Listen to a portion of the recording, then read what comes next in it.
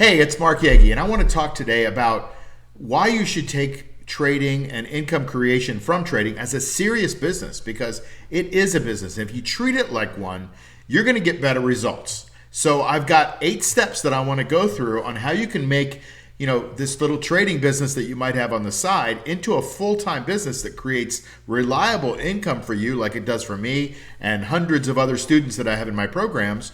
And you can live off of this, but you have to be serious about it, right? You can't just say, well, I want to trade, I'm going to throw some money here and throw some money there. And a lot of the process that we have to do in our courses is we have to undo some of the thinking that we've already been taught. Why? Well, we haven't really been taught it. We've been taught it. We've been propagandized into thinking this way, right? So Wall Street tells you mostly to buy a nice portfolio of stocks, bonds, mutual funds, and ETFs or whatever, and gold maybe. They never tell you to buy the really good stuff, right? They tell you to buy the mediocre, average stuff. And so you have a lot of trouble these days keeping up with inflation, which I just did a video a few months ago. Inflation for the last 4 years has been 11.1% a year. At least my inflation has been. And I'm pretty conservative. So it's not 2% or 3%. So if you're not getting 11.1%, you're going backwards in terms of purchasing power. So you've got to start treating your trading as a business, right? Because you want it to outlast your working years so that you can go and enjoy your life at the same or better standard of living than you have today. So you can't be flippant about it. So let's go through some of the things that we talk about. First thing is what I've just said. Treat it like a business. And what is a business? Well, a business is an entity. So you may want to set up an LLC for your business. You may want to set up a trust for your business. And so you've got to maybe set up an entity for it. At least if not, then you set up a separate account for it. And then you start treating it like a business. What does a business have? Well, a business has direction. Where do they get the direction? They have goals. They have a vision. They have a mission. They have procedures and all those other kinds of things. So you're going to need to do the same thing for your business, I believe, too, to make yourself and guarantee yourself a better shot at being successful. And so you want to create your goals. What is your vision? Is your goals in 5 years to have this thing so that you can quit your job and it throws off money for you, whatever the business is, whatever the income stream is? Great, put that in your goals. What does that turn out to be every quarter, every month, every week? Maybe not every day, because that's a little bit tough, but you might want to have an approach to every day. And so what are your goals? So for example, if you watch my channel, you know that I just put a video out, or I've put out a lot of videos, but I talk about a certain amount of money that I'm making every week. The last video I just did was showing you that in my IRA, I'm slated to make $72,214, I think is the number, this week in just the juice. And I show you how to do it. And so to me, that's the goal, is I want to make 2 to 4% a month. Well, right now, the market seems to be going in my favor. I'm pushing the accelerator a little bit because I've got the right stocks. Everything seems to be working out. That always changes when I say that. But at least I'm going and getting that at least 2 to 4% a month in income.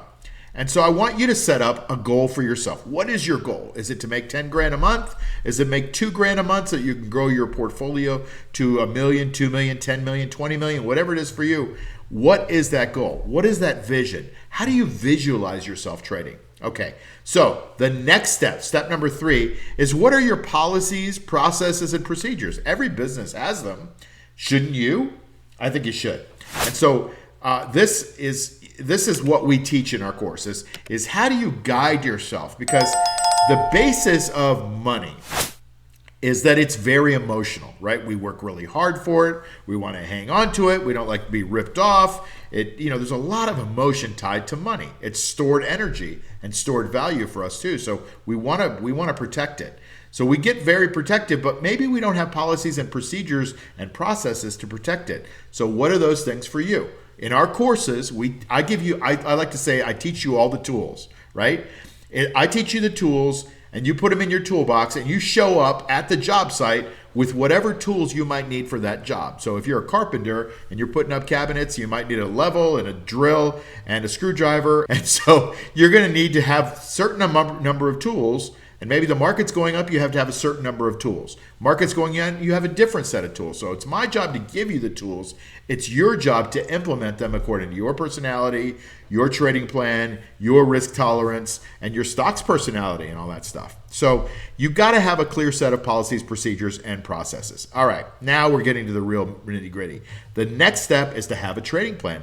Every good trader has a trading plan. I have one. I revise it. It's not like it's set in stone, but I don't revise it every day. I create it when I'm unemotional, and then I might revise it if something happens, like all of a sudden we get a long bear market or we get a long bull market or whatever it is. I will tweak my plan. I don't tweak it a lot generally, by quarter to quarter. So have a financial plan, have a trading plan. Every business has a financial plan. So ours happens to be a trading plan. And our trading plan includes things that are not so financial. It includes things like trading rules and trade adjustments. And what do you do when the market goes down? Or what do you do when you're in a red market or a green market? How do you add to your position? How do you get out of a position? All those other things should be in your trading plan. And you should have a trading plan for all kinds of situations that is created when you're unemotional. All right. The next thing, and this is so often overlooked, is you have to decide what is the proper amount of working capital that you have for you, right?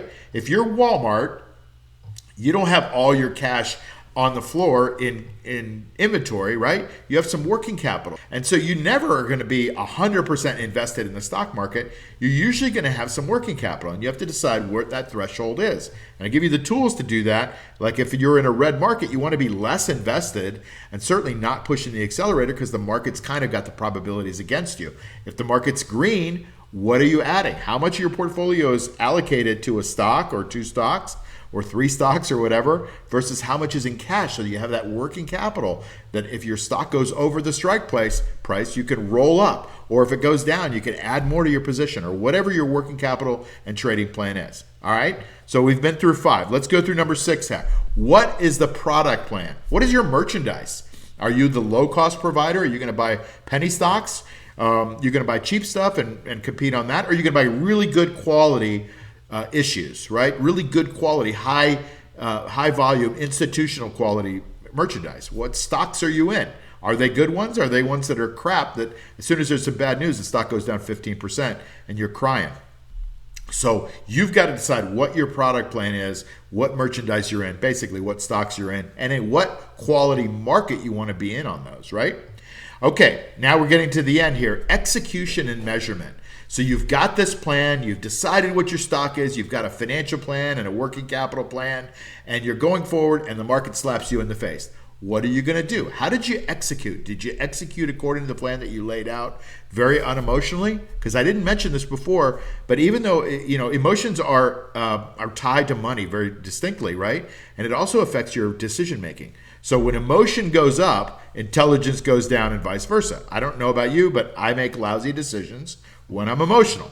So I want to be I want to have a little tiny bit of emotion, but not much when it comes to making my trading decisions, because usually your instincts are wrong because greed takes over and our brains aren't able to handle some of these financial decisions. We handle them from a limbic system and fight or flight. We don't handle them from a process and procedures system like we're talking about here. So how are you going to measure how well you're doing? Did you set out a plan? Did you execute the plan? If you did, were you rewarded for that? Did you learn from it? Are you improving on it so that next time you may not make that same mistake? That kind of thing. The last thing is something I learned from Tony Robbins. He calls it kanai. It's basically, the Japanese call it Kaizen. It's all the same thing. It's always be improving. How can you improve? Kanai stands for constant and never-ending improvement. So how can you improve your situation? Because it's not always easy, right? You just lost money. Now, how are you going to improve that next time? Maybe you don't see the answer. But if you dedicate yourself to journaling, writing down your emotions, writing down your trading plan, how are you going to improve it next time going forward so you don't make that same mistake? There's nothing wrong with making a mistake if you keep it small in trading. What's wrong is if you make that mistake and you make it over and over and over again and you don't learn from it. So those are the 8 steps of creating income as a business. We like to buy the stock, we sell calls against it, and we create reliable income of at least 2 to 4% a month. And I show you on YouTube and Rumble and all these other channels exactly how we do it. I'm not afraid to show you and show you when I make mistakes too. And that I'm trying to learn from my mistakes, and maybe that's why I document them. I don't know. I'm just hoping I can affect enough other people so that they can learn from this process as well. And I hope you are. But I hope that you take trading, and certainly creating income from trading, as serious as I take it and as serious as you should take it, and treat it like a business. Hey, it's Mark Yegi here to tell you about our cash flow machine trading program that's designed to teach you how to make safe, reliable income. Now, we shoot for 2 to 4% a month of income and growth in your portfolio. And we have courses to teach you how to do this yourself or inside a mastermind community. And the best part of that is it only takes about 20 minutes a week to implement. Now, while 2 to 4% a month doesn't sound like much, I show you exactly how we took my IRA from $111,000 to over $500,000 in just 19 months without huge risk. I'm not telling you this to brag, just to show you that you can do this too. So to learn more about this program, go to cashflowmachine.io. That's cashflowmachine.io, and you can learn more.